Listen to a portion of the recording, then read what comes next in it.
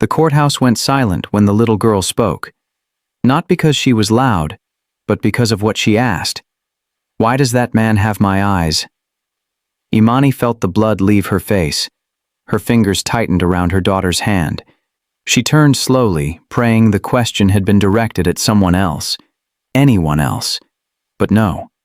Nari was staring straight ahead, past the crowd of lawyers and reporters, past the marble columns and polished floors, directly at the man standing near the entrance. Before we continue, besties, please show some love by liking this video and subscribing to the channel. Your support helps us bring you heartfelt, unforgettable stories every single day. And don't forget to comment your location and the time you're watching. Let's see how far this story of love and fate has traveled across the world. Kang Dae-jin stood surrounded by men in black suits, his presence changing the temperature of the room just by existing. Power radiated from him like heat from asphalt in summer. Cameras flashed, whispers spread.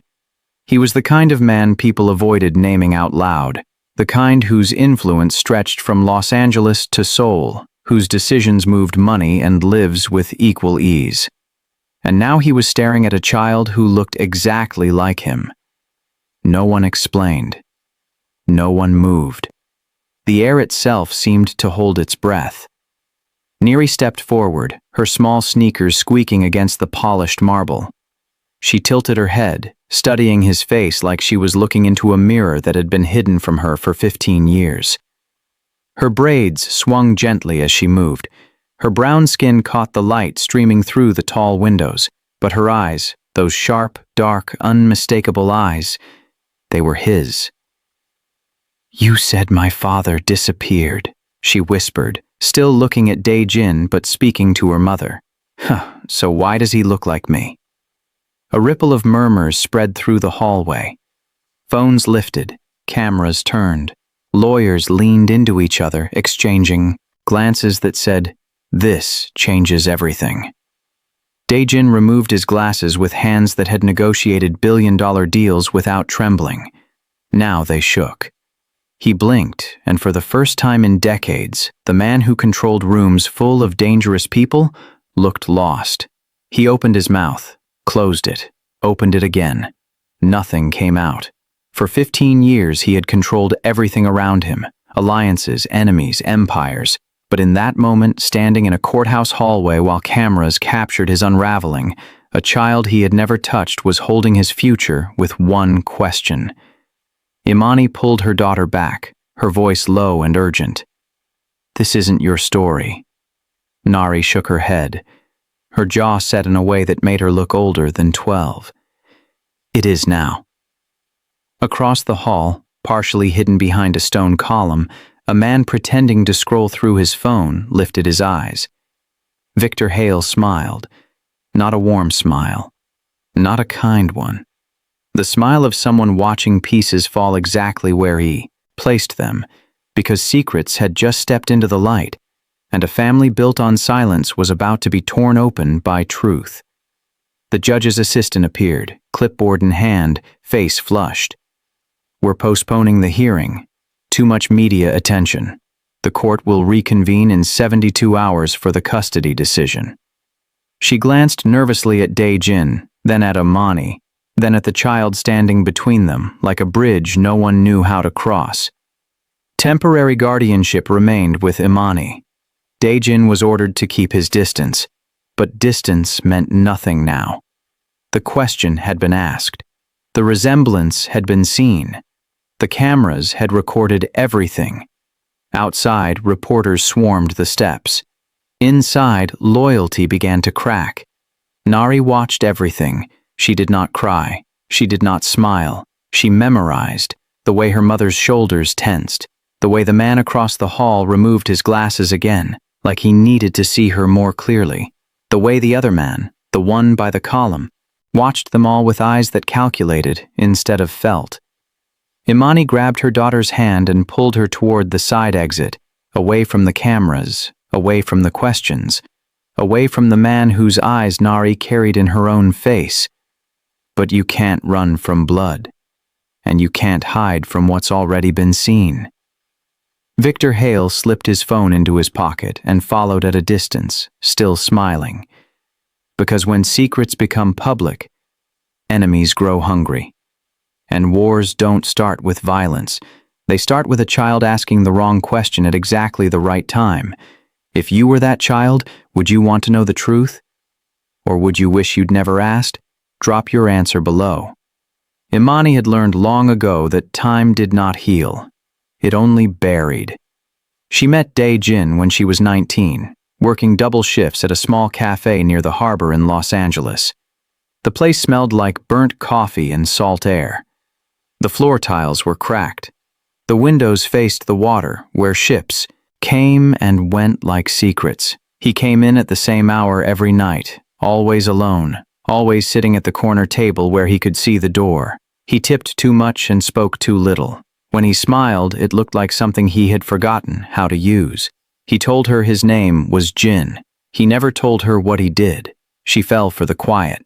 The way he listened when she talked about wanting to go back to school, the way he touched her hand across the table like it was made of glass, the way he looked at her like she was the only real thing in a world full of pretend. 3 months in, she saw him on the news, a story about a man whose influence reached across oceans, a man who solved problems that police couldn't touch, a man people avoided saying out loud, Kang Dae-jin, not Jin. Not the quiet customer who left $100 tips on $10 meals. She confronted him that night in the parking lot behind the cafe. Rain dripped from the awning. Her apron was still tied around her waist. Her hands shook, but her voice didn't. "I don't belong in your world," she said. He looked at her with eyes that carried too much weight for someone only 30 years old. "You already do. I just tried to keep it from touching you." She should have walked away. She didn't. 2 months later, she told him she was pregnant. They sat in his car overlooking the harbor. The engine was off. The windows fogged. She watched his face, waiting for denial, for anger, for anything that would tell her what came next. He didn't deny it.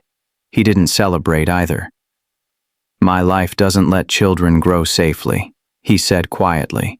His hands gripped the steering wheel, even though the car wasn't moving. "If you stay near me, she won't be free." She thought he meant emotionally, that he was talking about late nights and dangerous associates and a lifestyle that didn't fit car seats and bedtime stories.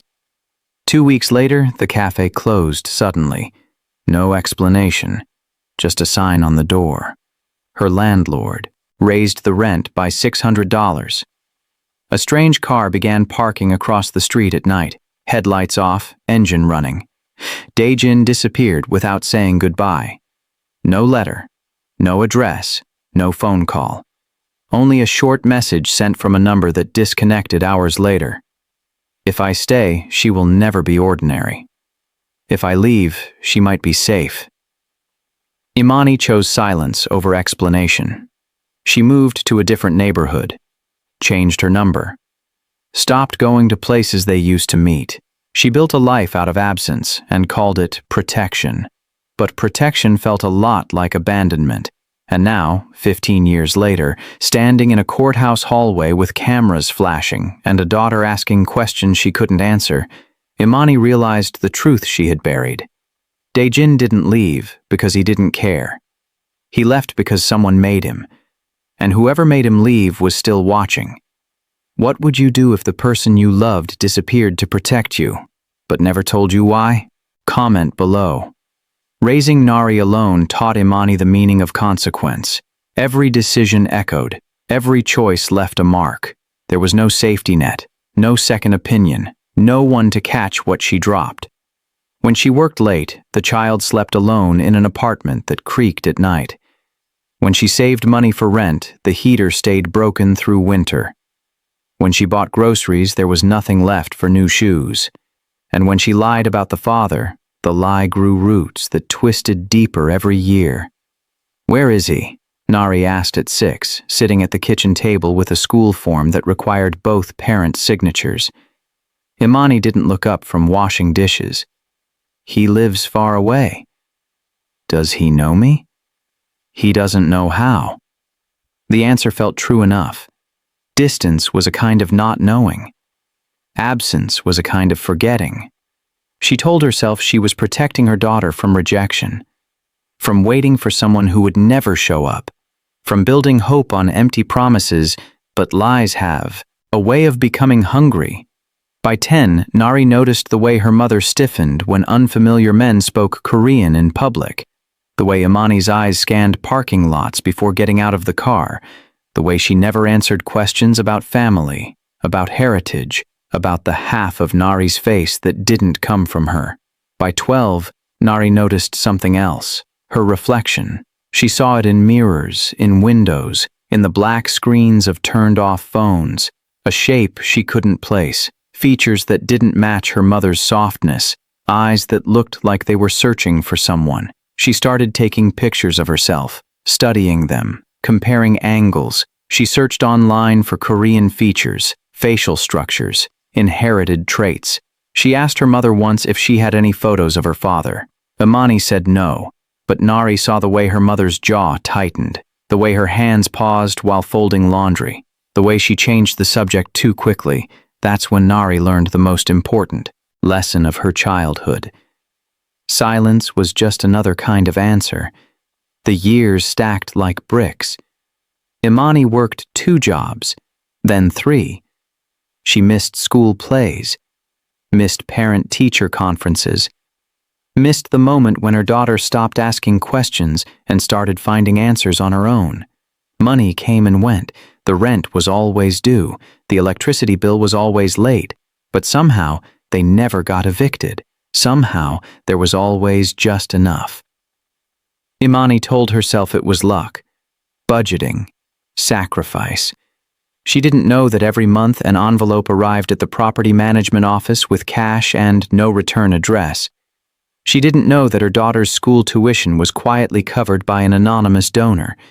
She didn't know that the reason they were never truly desperate was because someone was watching from a distance, making sure they survived. Daejin had promised to stay away. He never promised to stop caring. But care without presence is just guilt with a budget. And Nari felt it. The absence. The hole where a father should have been. She felt it at school when other kids talked about their dads. Felt it at graduation when she walked across the stage and only one parent clapped. Felt it every time she looked in the mirror and saw a stranger's eyes staring back. Somewhere deep inside, she felt stolen from. Not by her mother. By the man who gave her his face, but not his name. At 15, she stopped waiting for him to appear. She started searching. Public records, news articles, social media. She taught herself Korean phrases, studied images of businessmen, politicians, anyone whose eyes looked like hers. And then one day she found him. Kang Dae-jin. The name attached to a scandal, a lawsuit, a photograph outside a courthouse in Los Angeles. She stared at the photo for an hour. Then she checked the court schedule, planned her route, told her mother she had a school project, and walked straight into the life her mother had spent 15 years hiding her from. Have you ever felt like part of your identity was missing? Drop a sate if you know that feeling. Daejin watched from a distance, not with arms, not with visits, not with birthday cards or bedtime stories or any of the things a father was supposed to give. With reports. She's healthy. She's doing well in school. She looks like you. Every month, a man named Cho delivered updates in a plain manila folder. No photographs, no recordings, just words on paper that tried to turn a living child into data points. Height, weight, academic performance, behavioral notes. Daejin read them alone in his office, door locked, phone off. He memorized every detail. Then he burned the papers in the metal wastebasket by his desk and told himself it was enough. It wasn't. Every year he waited made it harder to knock on the door. Every birthday he missed made the distance feel more permanent. Every report that said, "She's asking about her father," felt like a knife twisting in his chest. He told himself love meant absence, that the best thing he could do was stay away, that his world was too dangerous for a child. that men like him didn't get to be fathers. They got to be warnings. But absence turned into cowardice, and warnings turned into regrets. The city knew him as a man who never hesitated, who made decisions in seconds that changed lives in minutes, who walked into rooms full of enemies and walked out in control. The child would know him as the man who did nothing. Cho stood in front of his desk one afternoon, folder in hand, face carefully blank. She's 15 now. She started asking direct questions. Dae-jin looked up from his computer. What kind of questions? About her father, about Korea, about her last name. Cho paused. She's been researching online. Researching what? You. The room went cold. Dae-jin leaned back in his chair. Outside the window, Los Angeles spread out like a game board. Buildings, traffic, lives intersecting and separating in patterns he had learned to predict. But this, a child searching for him, this was a pattern he hadn't prepared for. Does Imani know? He asked.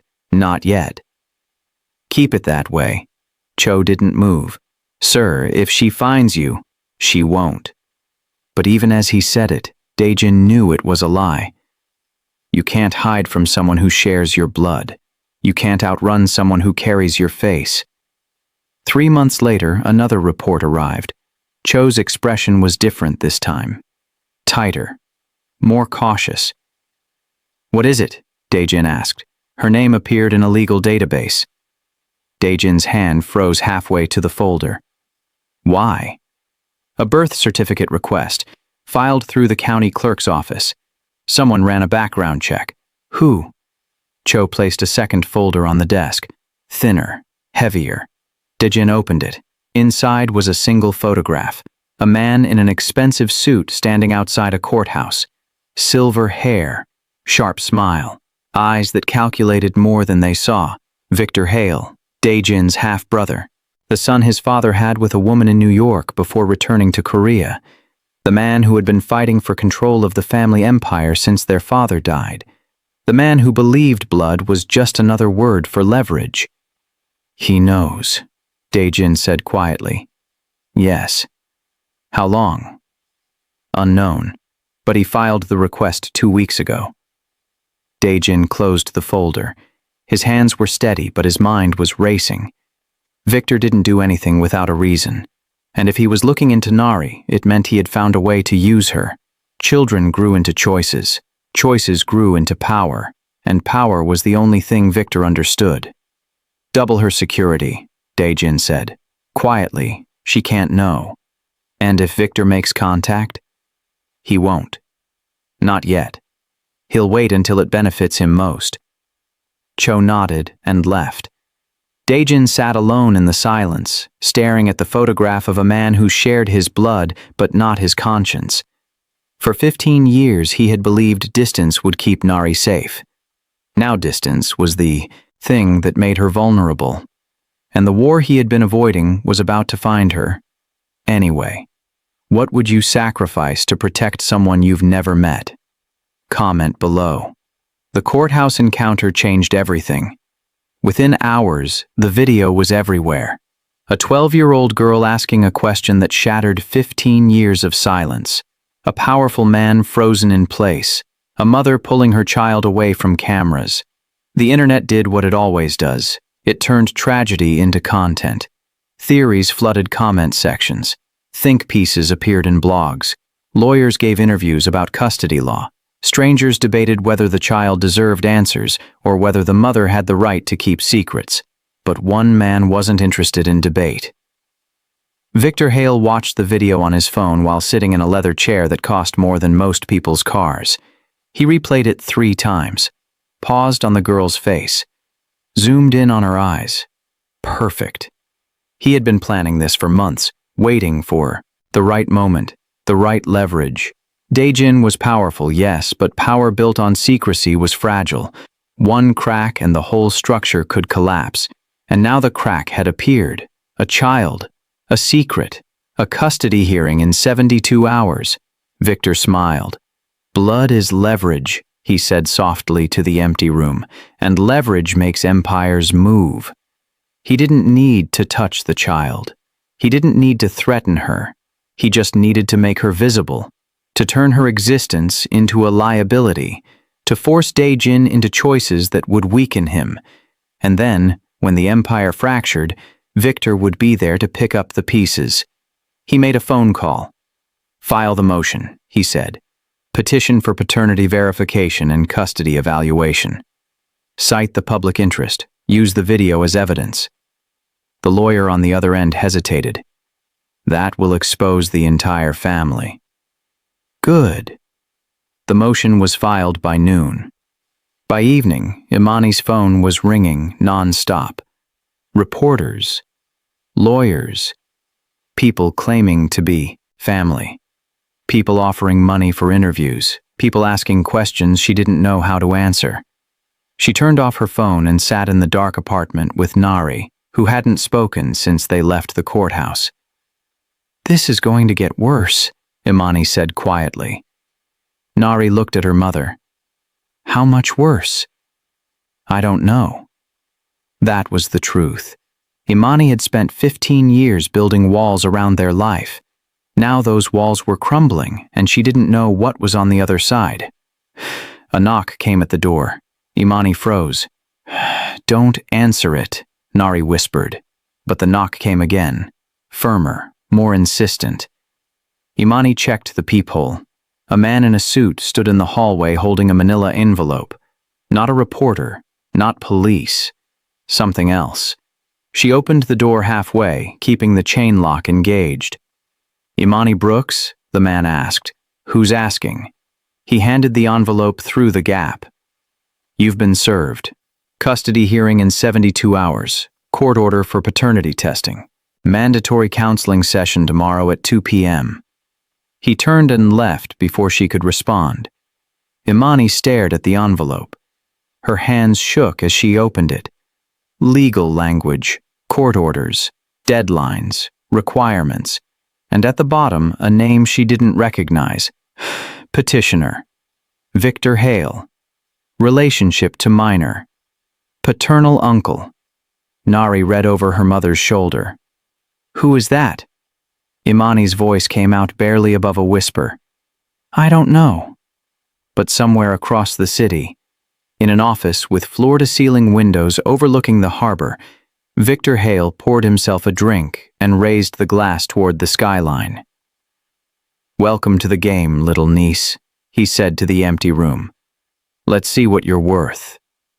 Imani felt hunted without being chased, watched without seeing eyes.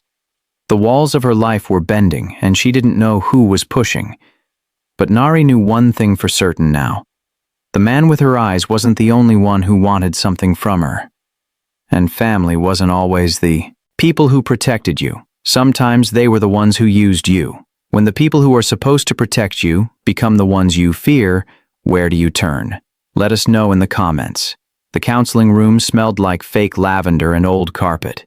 2 chairs, 1 table, a box of tissues no one would touch. Toys in the corner meant for children younger than Nari. Blocks, stuffed animals, a plastic kitchen set with missing pieces. She sat in the chair farthest from the door, arms crossed, jaw set. Across from her, Kang Dae-jin looked like a man who had forgotten how to sit still. His hands rested on his knees, then on the armrests, then folded in his lap. He adjusted his watch, cleared his throat, looked at the clock on the wall. The court-appointed counselor sat between them, clipboard ready, pen poised like she was about to document a disaster. "This is a safe space," the counselor said in that tone adults use when they're trying too hard to sound comforting. No judgment, just honesty. "Nari, would you like to start?" Nari looked at the man who had her eyes. Up close, the resemblance was undeniable. Same dark irises, same slight upturn at the outer corners, same way of focusing too intensely, like looking was a form of studying. But that's where the similarity ended. She had lived 12 years. He had lived 37. She knew struggle. He knew power. She had questions. He had excuses. "Why didn't you come?" she asked. Direct. No preamble, no softening. Dae-jin shifted in his chair. "It's complicated." "That's not an answer." I wanted to protect you. From what? He hesitated. The counselor leaned forward slightly, pen ready. From my life, he said finally. From people who would use you to hurt me. Nari's laugh came out sharp and bitter. So instead, you just hurt me yourself. That wasn't my intention. I don't care about your intention. Her voice rose, not with anger, but with something worse. Truth. I care that you weren't there. I care that I had to lie to teachers about why only one parent showed up. I care that I used to imagine you were dead because that felt better than thinking you just didn't want me. The room went silent. Daejin opened his mouth, closed it. His hands gripped the armrests. I never wanted to hurt you, he said quietly. Nari leaned forward, her eyes, his eyes, locked onto him without blinking. You did, she said. You just weren't there to see it. The counselor scribbled notes. The clock ticked. The fake lavender smell seemed to get stronger, like it was trying to cover something rotting underneath. Daejin had no answer. What could he say? That he thought absence was love? That fear made him a coward? That watching from a distance felt like enough until he saw her face and realized it had never been enough at all? I made mistakes, he said finally. That's still not an answer. What do you want me to say? Nari sat back in her chair. I want you to tell me the truth. Not the version that makes you feel better. The real one. Daejin looked at the counselor, who gave him a slight nod. Permission, encouragement. Whatever you need to be honest. He looked back at Nari. The truth is I was afraid, he said. Afraid that if I stayed, someone would use you to control me. Afraid that my enemies would see you as a weakness. Afraid that you'd grow up surrounded by danger and never have a normal life. He paused. And afraid that if you knew me, you'd see what I really am. What are you? A man who solves problems by breaking things. His voice cracked. I didn't want you to be one of the things I broke. Nari stared at him for a long moment. So you left. So I left? And you think that made it better? I thought it made you safer. It didn't. She stood up. It just made me a different kind of broken. She walked to the window, back to him, arms wrapped around herself like she was trying to hold something together.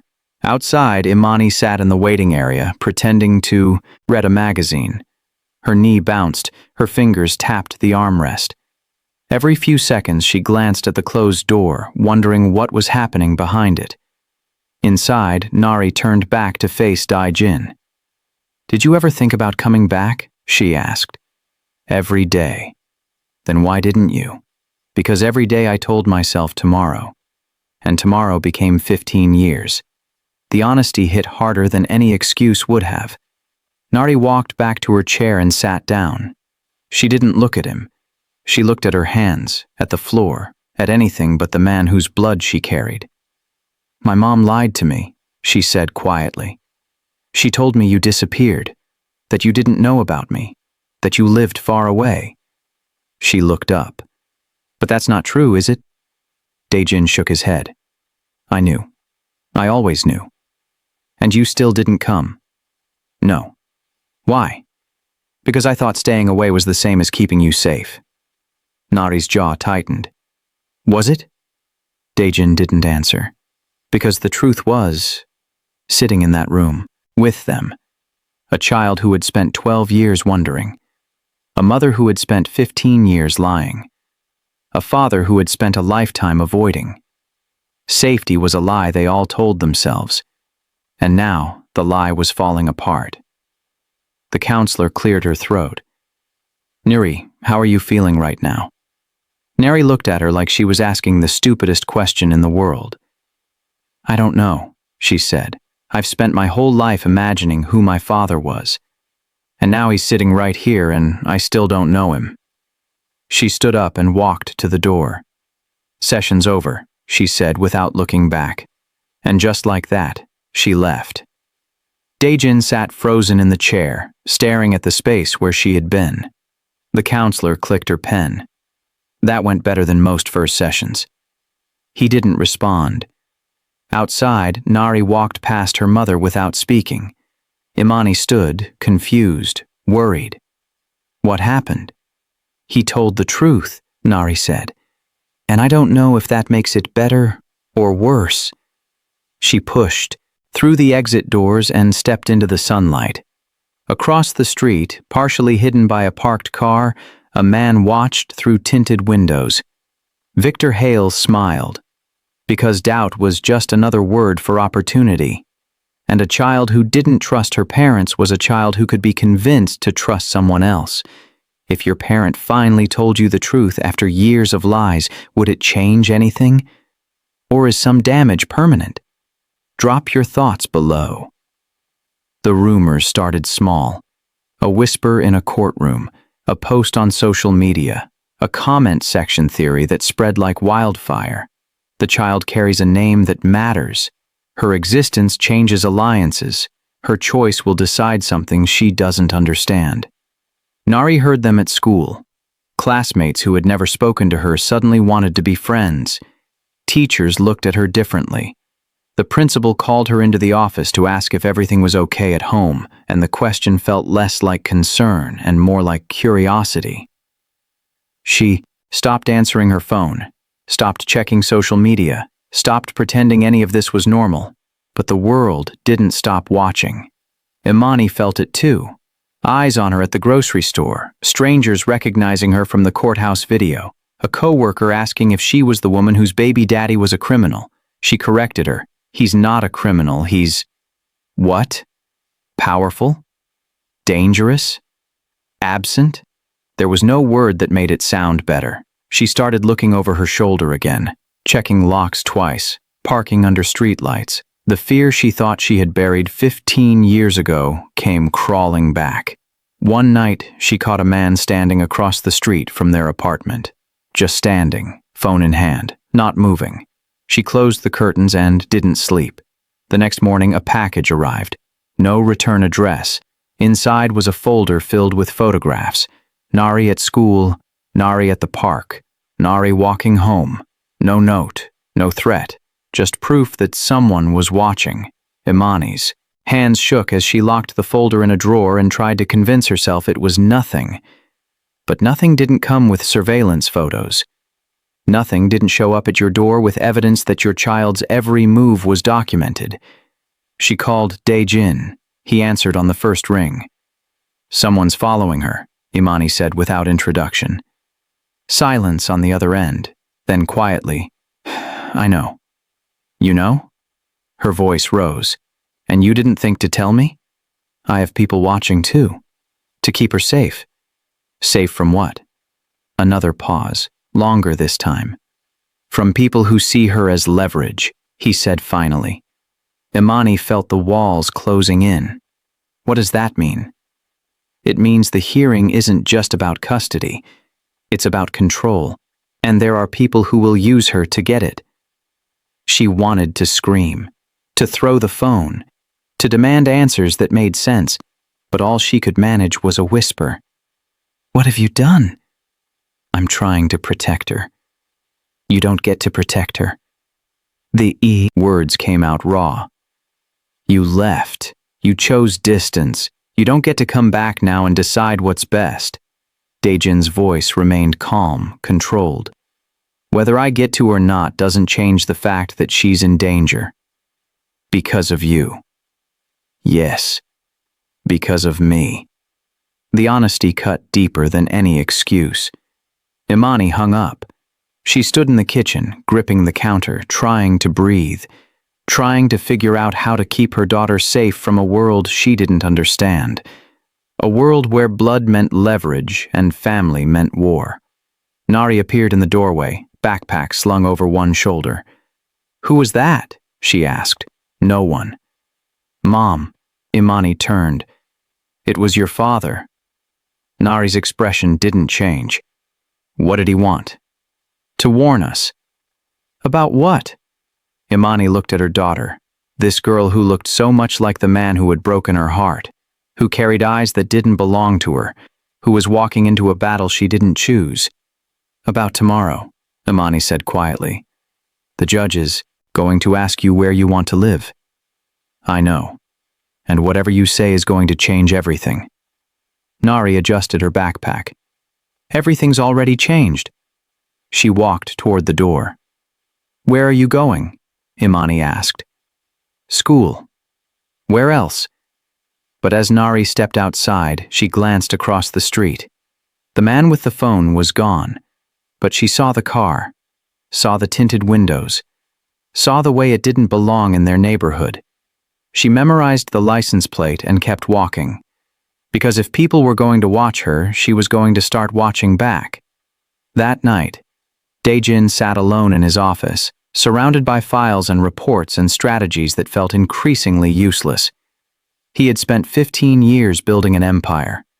Now he was watching it crack because of a 12-year-old girl who deserved better than this. His phone buzzed. A message from Cho. Victor filed a petition for guardianship. Claims you're unfit. Hearing is tomorrow. Dae-jin closed his eyes. Victor wasn't trying to protect Nari. He was trying to control her, to use her as a weapon against Dae-jin, to turn blood into currency. And the worst part? It might work, because tomorrow a judge would ask a child to choose, and whatever she said would give Victor exactly what he needed. Leverage. Across the city, in an apartment that felt smaller every day, Nari stood at the window and stared at the lights below. She thought about the question the judge would ask. Thought about the mother who raised her and the father who didn't. Thought about the man across the street who watched without blinking. She whispered a name she had only learned weeks ago. Not to anyone in particular, just to herself. Kang Dae-jin. And for the first time, she wondered if blood was enough to make someone family. Or if family was something you built with time. If you had to choose between the parent who raised you and the one who gave you life, who would you pick? Comment your answer. This one's tough. The night before the hearing felt like holding your breath underwater. Nari lay in bed, staring at the ceiling, watching shadows from passing cars slide across the walls. She hadn't slept. Couldn't sleep. Her mind kept running through scenarios, answers, consequences. What if she chose her mother? What if she chose her father? What if she chose neither? What if the choice didn't matter because someone else was already deciding for her? Down the hall, Imani sat at the kitchen table with a small duffel bag open in front of her. Not to run, but in case. Passports, cash, birth certificates, the things you grab when the world falls apart. She had spent 15 years running from Dae-jin's world. Now it was catching up whether she ran or not. Her phone buzzed. A text from an unknown number. Pack light. Be ready. She deleted it immediately, but her hands shook as she zipped the bag and shoved it under her bed. Across the city, Dae-jin stood on the balcony of his penthouse, watching the skyline. Loose twos. Angeles spread out below him like a kingdom he had built and was now losing piece by piece. Tomorrow, a judge would ask his daughter a question, and he had no idea what she would say. He imagined her choosing Imani, imagined her looking at him and saying, "You're a stranger." Imagined spending the rest of his life watching from a distance while she grew up hating him. He deserved it. He knew that, but knowing didn't make it hurt less. His phone rang. Cho's name appeared on the screen.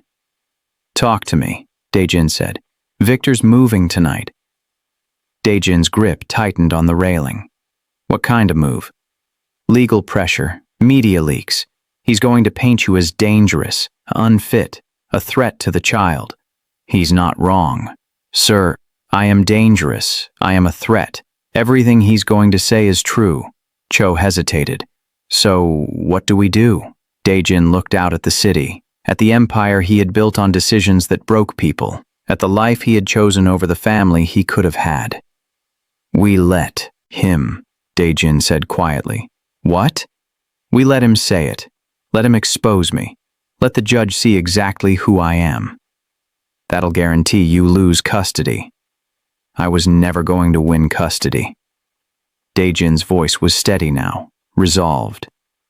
I don't deserve it, but Nari deserves the truth.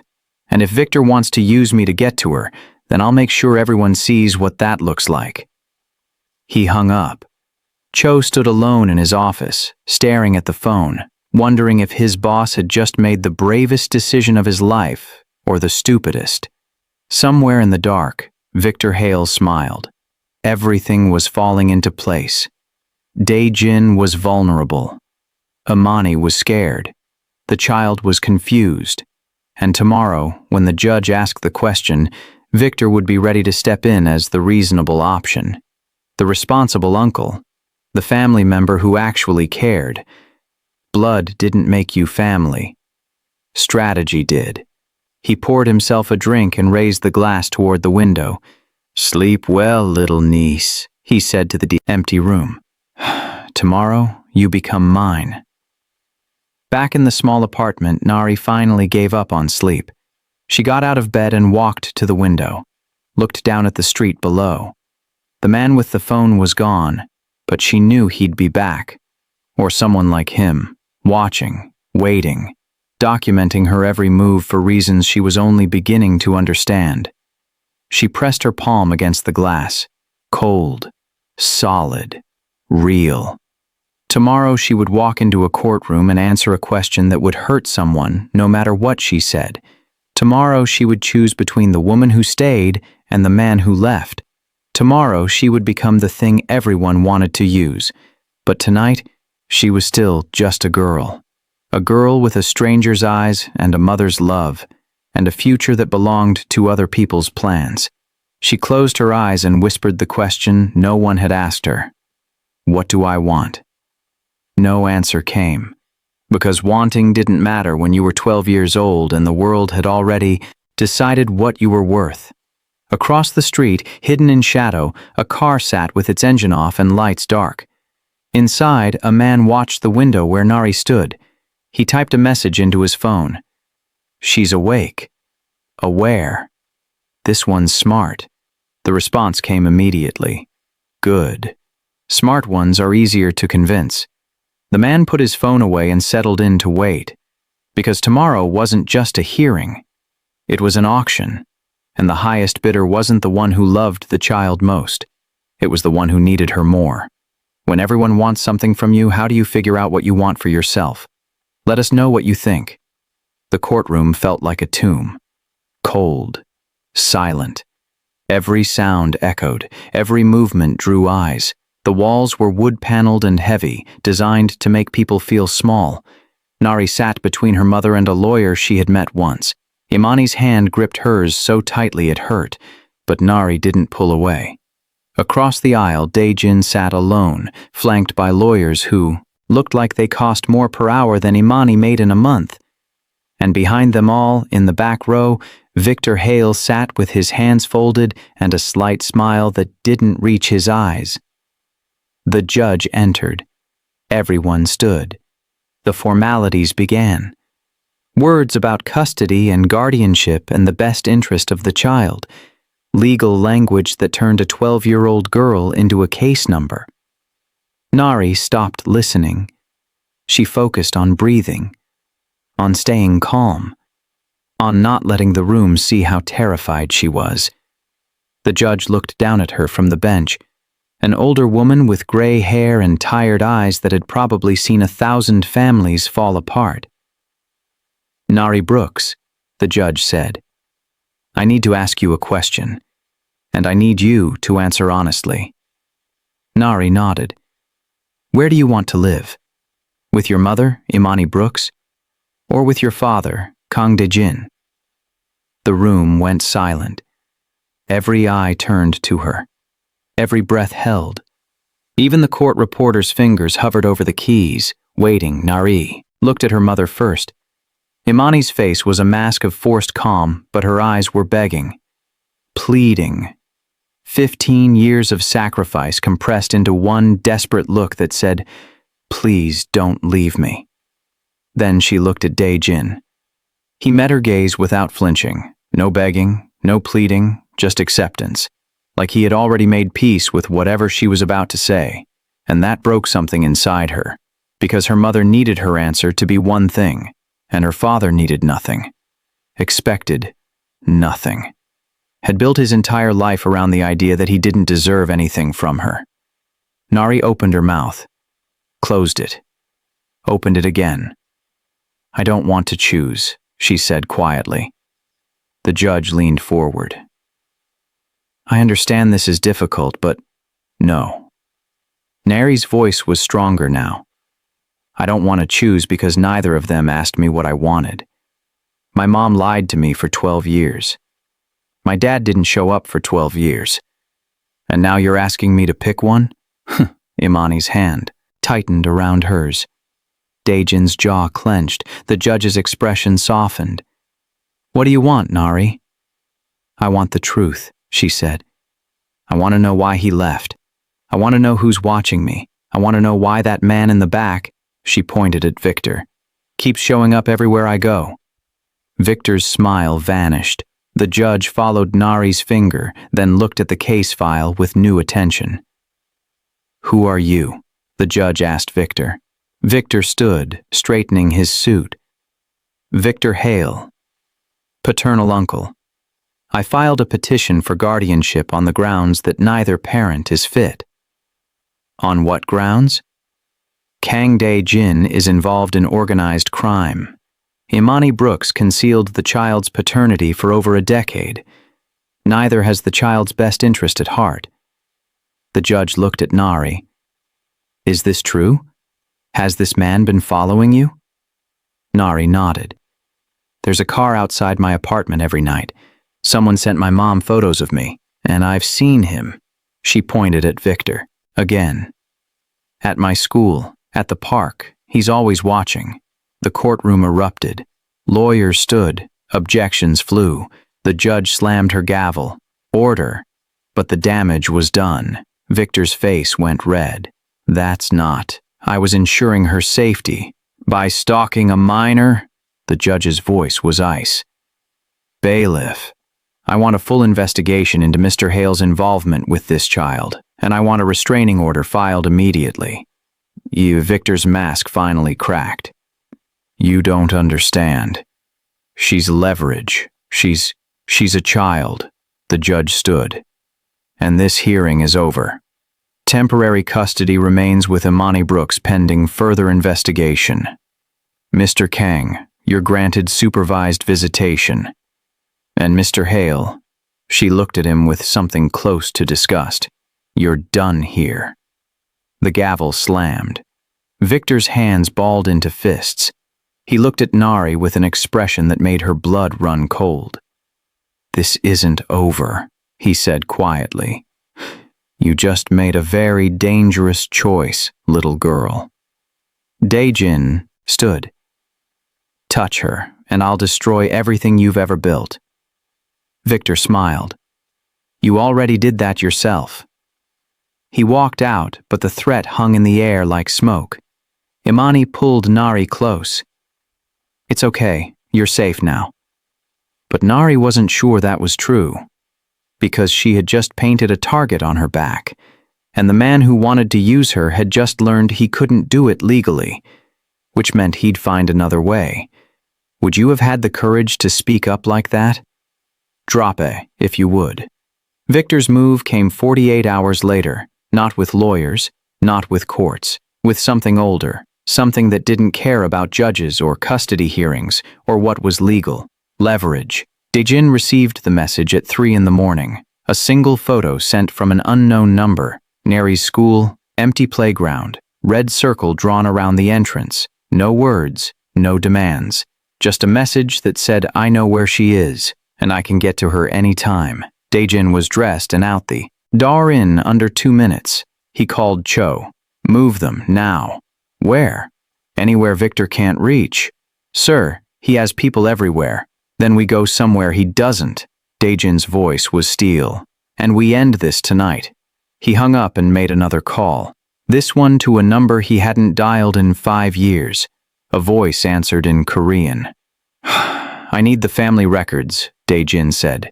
Everything on Victor, every deal, every secret, every piece of dirt. That will destroy the empire. Good. He hung up and drove toward Imani's apartment, breaking every traffic law between downtown and her neighborhood. When he arrived, Cho's team was already there. Black SUVs, armed men who moved like shadows. Imani stood in the doorway with Nari, both of them pale and terrified. "What's happening?" Imani demanded. "We're leaving," Dae-jin said. "Now." "Where?" "Safe house. Victor made a move. We don't have time to argue." Nari looked at her mother, then at Dae-jin. "What kind of move?" Dae-jin showed her. The photo, the school, the circle, the unspoken threat. Nari's face went hard, not scared, angry. "I'm tired of running," she said. "This isn't running. This is survival." "No." Nari stepped forward. "This is you making decisions for me again, just like you did 15 years ago." Dae-jin stopped. "What?" "You left because you thought it was safer. You stayed away because you thought it was better. And now you're moving us again because you think you know what's best." Her voice shook but didn't break. "When do I get to choose?" Imani put a hand on her daughter's shoulder. "Baby." "No, Mom. He's right. Victor's dangerous. But running won't stop him. It'll just make us easier to hunt." Dae-jin stared at this child who carried his eyes and her mother's strength and a will that belonged entirely to herself. "What do you suggest?" he asked quietly. "End it," Nari said. "You said you'd destroy everything he built. So do it." "If I do that, I lose everything too." "Then lose it." Her eyes locked onto his. "You said you left to protect me. Prove it. Not by running. By finishing this." The silence that followed was the longest of Dae-jin's life. He looked at Imani. She nodded. He looked at Cho, who was already pulling out his phone. He looked back at Nari. "Okay," he said, "but you and your mother stay here. With protection. Until it's over." "How long will that take?" "One night." He pulled out his phone and started making calls. Victor built his power on secrets, family secrets, business secrets, alliances that only work if no one knows the truth. "I'm going to expose every single one." Imani's eyes widened. "That'll make you a target." "I've been a target my whole life."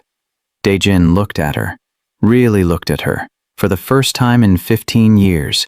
"I'm sorry for leaving, for lying, for thinking distance was love." "It's too late for apologies," Imani said. "I know, but it's not too late to keep her safe." He turned to leave. "Wait," Nari said. He stopped. "Will I see you again?" Dae-jin looked at his daughter. This miracle he didn't deserve. This future he had walked away from. "If I survive tonight," he said, "I'll come back. And I'll stay. Not because I have to, because you asked me to." He walked out before she could respond. The next 12 hours moved like a knife fight. Dae-jin released everything. Financial records showing Victor's illegal deals. Audio recordings of threats and bribes. Evidence of corruption that reached into city government, law enforcement, business empires. He didn't just expose Victor, he exposed the entire network that protected him.